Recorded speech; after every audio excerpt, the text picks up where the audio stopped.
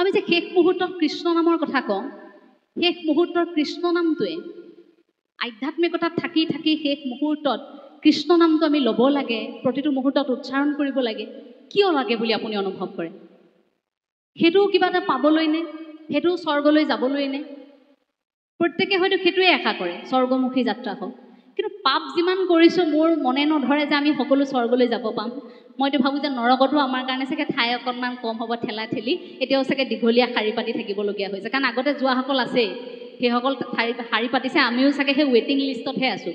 স্বৰ্গটো মই কল্পনাই কৰা নাই, কাৰণ স্বৰ্গলৈ প্ৰতিটো মুহূৰ্তত বৰ বিশেষ বিশেষ ভাল ভাল মানুহবোৰহে হেৰাই গৈছে আমাৰ মাজৰ পৰা। আপুনি মই যিমান পাপ কৰিছোঁ, মইতো বিশেষকৈ যিমান এই ধৰণৰ কথা বতৰাবোৰ কৈছোঁ, কাৰোবাৰ অন্তৰত দুখ লাগিছে, গতিকে সেই সময়ত কোনোবাই মোক গালিও পাৰিছে, সেই ক্ষেত্ৰত হয়তো তেওঁলোকৰ দৃষ্টিভংগীৰে মই পাপী, গতিকে পাপী বুলি কোৱাৰ লগে লগে ময়ো হয়তো নৰকতেই স্থান পাম।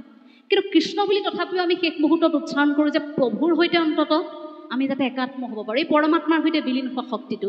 সেইখিনি মুহূৰ্ততো ভগৱন্তৰ নামটো কিয় উচ্চাৰণ কৰিব লাগে শেষ মুহূৰ্তত? এজন ব্যৱসায়ী, তেওঁ ব্যৱসায় কৰে, কিন্তু কৃষ্ণ নাম তেওঁৰ মুখত নাই, তেওঁ ঈশ্বৰক নভজে, কিন্তু এটাই জানে যে মোৰ ব্যৱসায় লাভ হ'ব লাগে।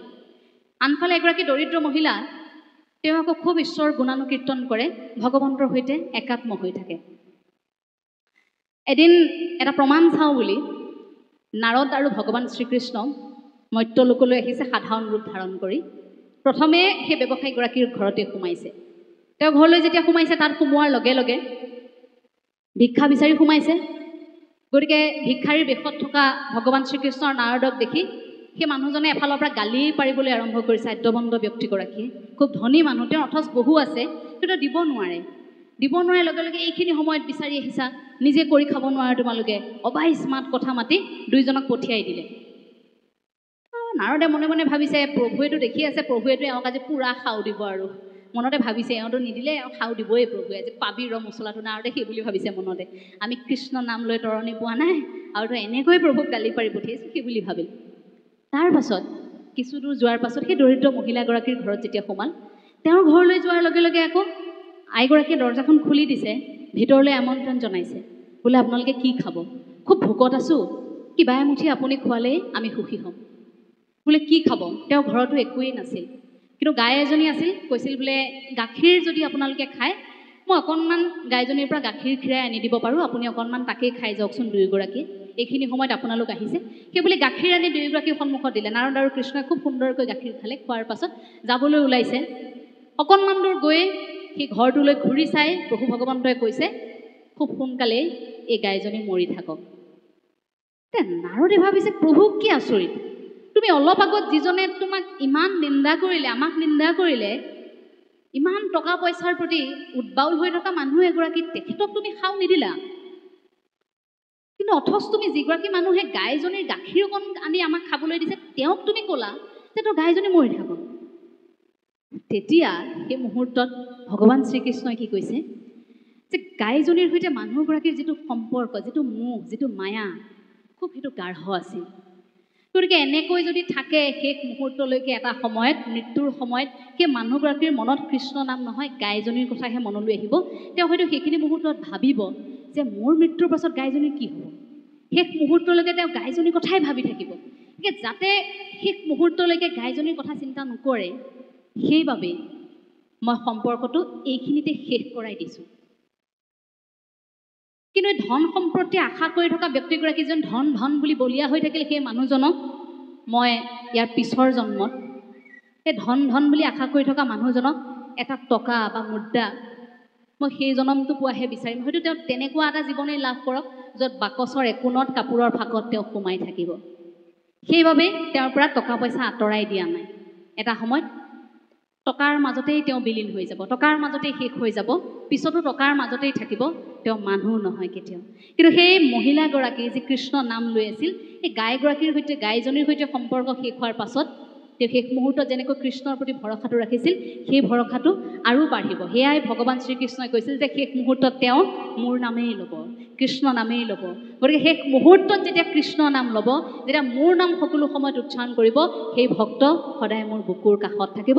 সেই ভক্তক মই কেতিয়াও বিপদত পৰিবলৈ নিদিওঁ। কাৰণ গীতাতে সেই কথা উল্লেখ কৰি থৈ গৈছিল যে মোৰ ভক্তক যি মোক একান্ত চিত্তে কামনা কৰিব, ভাৱনাৰে কামনা কৰিব, ভক্তিৰে কামনা কৰিব, তেওঁক কিন্তু কেতিয়াও মই বিপদত পৰিবলৈ নিদিওঁ। হয়তো ভগৱন্তই আমাক কেতিয়াও বিপদত পৰিবলৈ নিদিয়ে, যদিহে আপুনি মই হৃদয়ৰ পৰা সেই ভগৱন্তক আচলতে কামনা কৰিছোঁ। আপোনাক মোক প্ৰতিটো মুহূৰ্তত নিৰীক্ষণ কৰি থাকে প্ৰভুৱে। সেই নিৰীক্ষণটো উপলব্ধি কৰিবৰ বাবেই আপোনাক মোক আধ্যাত্মিকতাৰ প্ৰয়োজন। আজিকালি লাহে লাহে আমাৰ মাজত সম্পৰ্কবোৰ ফাট মেলিছেনে বাৰু? যদি সহজভাৱে কওঁ, আমাৰ মাজত এতিয়া হাই কাজিয়া বেছি হ'বলৈ আৰম্ভ কৰিছে। আজি নামঘৰত বহি আছোঁ, আমি একতাৰে আছোঁ, কিন্তু সঁচাকৈ যদি আপোনাক এটা প্ৰশ্ন কৰি ইয়াত বহি থকা যিকোনো এগৰাকীক যদি সোধোঁ যে আজিলৈকে আপোনাৰ জীৱনত হাই কাজিয়া নোহোৱাকৈ আছেনে? কেতিয়াও হয়তো সেইটো সম্ভৱ নহয়। লাহে লাহে ই বৃদ্ধিহে পাইছে। এই বৃদ্ধি এনেভাৱে পাইছে যাৰ বাবে নেকি আমাৰ ঘৰবোৰ এতিয়া ঘৰ হৈ থকা নাই। আমাৰ ঘৰবোৰ এতিয়া বিল্ডিং অৰ্থাৎ হাউচ হৈছে। আমাৰ ঘৰবোৰ আগতে হোম আছিল, এতিয়া হাউচ হৈছে। এটা বিল্ডিং মাথো হ'বলৈ আৰম্ভ কৰিছে। যিখন ঘৰ সাজোতে মোৰ আই পিতাই বছৰ বছৰ লাগিল, সেইখন ঘৰ মই আৰু মোৰ দাদা মিলি এটা মাত্ৰ বিল্ডিং কৰি পেলালোঁ, য'ত কোনো আত্মীয়তা নাই, য'ত কোনো মৰম নাই, য'ত কোনো দয়া নাই, য'ত কোনো শ্ৰদ্ধা নাই। লাহে লাহে সেইবোৰ নোহোৱা হৈছে। সেইটো কিয় হ'বলৈ আৰম্ভ কৰিছে? তাতো আপোনালোকে ভাবেনে আমাৰ ল'ৰা ছোৱালীক সৰুতে যিটো সন্তানে আপুনি ভাগ কৰি খাবলৈ শিকাইছিল, এটা মৰ্টন কিনি আনিছে, আপুনি কৈছে যে এটুকুৰা দাদাক দিবা দেই, ল'ৰাটোৱে লৈ আহিছিল, সেই এটুকুৰা ককায়েকক দিছিল। বজাৰত আইচক্ৰীম এটা কিনিছে, শিশুটোৱে গম নাপায় আইচক্ৰীমটো গৰমত গলি যাব, কিন্তু পলিথিনত ভৰাই আইচক্ৰীমটো লৈ ৰৈ আছে। সেইটো কাম মই সৰুতে কৰিছিলোঁ। মই গমেই পোৱা নাছিলোঁ যে সেইটো ঘৰ গৈ পোৱালৈকে গলি থাকিব। মই কৈছিলোঁ দেউতাক দুটা কিনি দিয়া, দাদা আৰু মই খাম। গতিকে পলিথিন এটাত ভৰাই মই লৈছিলোঁ। ঘৰ আহি পাইছোঁ, দেখিছোঁ মাত্ৰ লাঠি দুডালহে তাত আছে। সেই লাঠি দুডাল পাই দাদা সুখী হৈছিল যে অন্তত ভনীয়েটো আনিছিল কিবা এটা। কিন্তু সেই মৰমবোৰ এতিয়া যেন ক'ৰবাত নোহোৱা হ'ল। দেউতাক মাকে সাজি থৈ যোৱা ঘৰখন, দুটা মহলা, ওপৰ মহলাত ডাঙৰজন থাকে, তলৰ মহলাত সৰুজন থাকে, দুয়োজনৰ মাজত কাজিয়া। ইজনে কিবা এটা ক'লে সিজনে সহ্য কৰিব নোৱাৰে, সিজনে কিবা এটা ক'লে সিজনে সহ্য কৰিব নোৱাৰে। আমাৰ সহনশীল সহ্যৰ গুণবোৰ ক'ৰবাত নোহোৱা হৈ গ'ল, আধ্যাত্মিকতা নোহোৱা হৈ গ'ল। ক'ৰবাত ঈশ্বৰমুখী চিন্তাধাৰাবোৰ নথকাৰ বাবে, আমাৰ সহ্যগুণ নোহোৱাৰ বাবে আমি সহজে ইজনে সিজনক স্বীকাৰ কৰিব নোৱাৰা হৈ থাকিলোঁ। তেওঁৰ কথাবোৰ মানি ল'বলৈ টান পোৱা হৈ গ'লোঁ। কেতিয়াৰ পৰা হ'ল? যেতিয়াৰ পৰা বিবাহ পাশত আবদ্ধ হ'ল, তেতিয়াৰ পৰা লাহে লাহে পৰিয়ালৰ সদস্য বাঢ়িল, ল'ৰা ছোৱালী হ'ল, তাৰ পাছত ফাট মেলিল।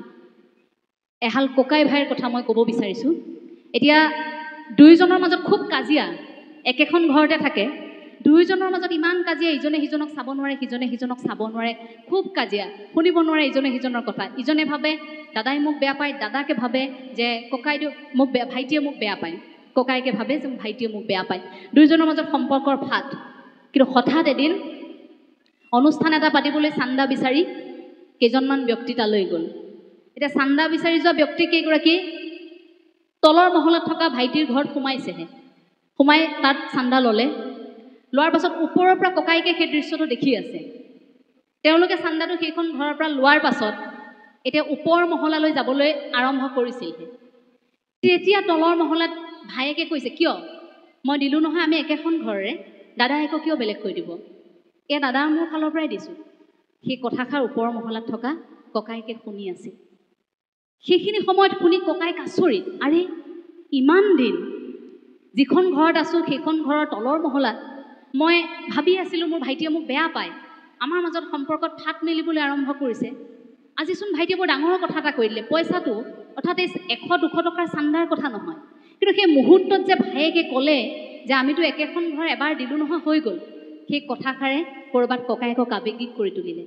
তাৰপাছত ককায়েকেও নিজৰ সন্তানক শিকোৱা হ'ল যে তোমালোকে বেছিকৈ উৎপাত নকৰিবা, তলত তোমাৰ খুৰাই আমনি পাব, তোমালোকে হুলস্থুল নকৰিবা, আমনি পাব, ওলাই যাওঁতে খুৰা খুৰীক মাত লগাই যাবা। তলতো কোৱা হৈ গ'ল নিজৰ সন্তানক যে ক'ৰবালৈ যাওঁতে বৰমা বৰদেউতাক এবাৰ সেৱা কৰি যাবা। লাহে লাহে সম্পৰ্কটো গাঢ় হ'ল। তেনেকুৱা সুযোগ সুবিধা আপুনি মই চাগে বহু পাইছোঁ নহয় জীৱনত। মই মাত্ৰ এইটো এটা উদাহৰণ দাঙি ধৰিলোঁ, আমাৰ সমাজত তেনে বহু আছে। সেই সম্পৰ্কবোৰ সেইবোৰ আমি কেনেকৈ এতিয়া মজবুত কৰিব পাৰিম? আমি সদায় নয়াৰ্থক কথাবোৰ পাতি থাকোঁ, আমি কৈ থাকোঁ এইখিনি কাজিয়া হৈছে, কিন্তু কিয় হৈছে? আমাৰ সমস্যা আহিছে, উশৃংখল হৈছে, দ্বন্দ্ব হাই কাজিয়া আমাৰ মাজত বিভেদ আনিছে, কিয় হৈছে? তাক শেষ কৰিব পৰা কিবা উপায় আছে নেকি? উপায় সেই নেদেখাজনেহে দিব পাৰিব, ভগৱন্তইহে দিব পাৰিব। কেনেকৈ দিব পাৰিব?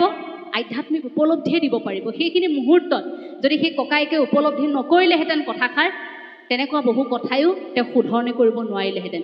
এনেকুৱা 10 দিন নালাগে, এমাহ নালাগে, বছৰ জোৰা ভাগৱত শুনি থাকিলেও যি মানুহে ভাবে যে মই আৰু এওঁলোকৰ কথা নুশুনো, মই নামানো, তেওঁক কোনোবাই শুনোৱাব পাৰিব নেকি? তেখেতক কোনোবাই বুজাব পাৰিব নেকি? হয়তো কেতিয়াও বুজাব নোৱাৰিব। চক্ৰেটিছক আক্ৰমণ কৰিছিল এগৰাকী ব্যক্তিয়ে। চক্ৰেটিছৰ সেই যুক্তিবোৰ মানি ল'ব বিচৰা নাছিল মানুহজনে মানি ল'ব নোৱাৰি চক্ৰেটিছক ইমান মাৰিলে, মাৰি মাৰি লেবেজান কৰি দিলে। লেবেজান কৰি দিয়াৰ পিছতো চক্ৰেটিছে ওলোটাই তেওঁক এষাৰ বাক্যও কোৱা নাই। তাৰপিছত কাষতে থকা আন এগৰাকী তেতিয়া কৈছে যে আপুনি ইমান আপোনাৰ যুক্তি, যিখিনি সত্য তথ্যভিত্তিক আপোনাৰ বিশ্লেষণ, তাক মানি ল'ব পৰা নাই, সত্যক স্বীকাৰ কৰিব পৰা নাই। মানুহজনে আপোনাক ইমান মাৰিলে, অথচ আপুনি এটা শব্দও নক'লে, কিয়? তেতিয়া চক্ৰেটিছে কৈছে যে গাধই এখন আইন বনাই লৈ মোক প্ৰহাৰ কৰিছে, সেই বুলি মই গাধৰ আইনখন হাত পাতি ল'ম নেকি? সেই বুলি মই গাধৰ আইনখন মই তুলি ল'ম নেকি হাতত? সেইজনে সেই কামটো কৰিছে, সেই বুলি ময়ো কৰিম নেকি?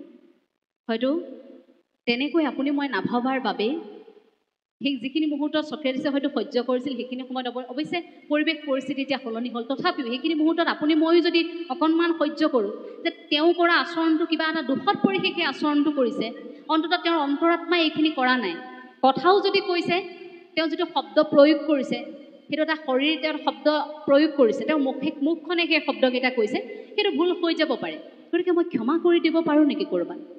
তেওঁ মোক প্ৰহাৰ কৰিছে, মোৰ হাত এখনে প্ৰহাৰ কৰিছে, মই ক'ৰবাত অকণমান তেওঁক ভাবিব পাৰোঁ নেকি এনেকৈ যে তেওঁ ক'ৰবাত মোৰ সৈতে ভুল বুজাবুজি হৈছে, ক'ৰবাত অন্তৰাত্মাইতো সেই কথাখিনি হয়তো কোৱা নাই, হয়তো ক'ৰবাত তেওঁ আঘাত পাই এইখিনি কাম কৰিলে। গতিকে মই আকৌ এবাৰ মাৰি কিয় শত্ৰুতা বঢ়াই লওঁ? মই প্ৰতিশোধ কিয় পূৰাবলৈ যাওঁ? তেওঁতো মোৰ প্ৰতিদ্বন্দ্বী নহয়। এই বুলি যদি আমি প্ৰত্যেকে অনুভৱ কৰোঁ আধ্যাত্মিকতাৰ মাজেৰে, তেতিয়া হয়তো আপোনাৰ মোৰ মাজত এই বেয়া খবৰবোৰ, আপুনি মই প্ৰত্যেক দিনেই পাই থকা সেই বেয়া খবৰবোৰ অন্ততঃ আপোনাৰ মোৰ পৰা হয়তো আঁতৰি যাব, ক'ব নোৱাৰাকৈ আঁতৰি যাব।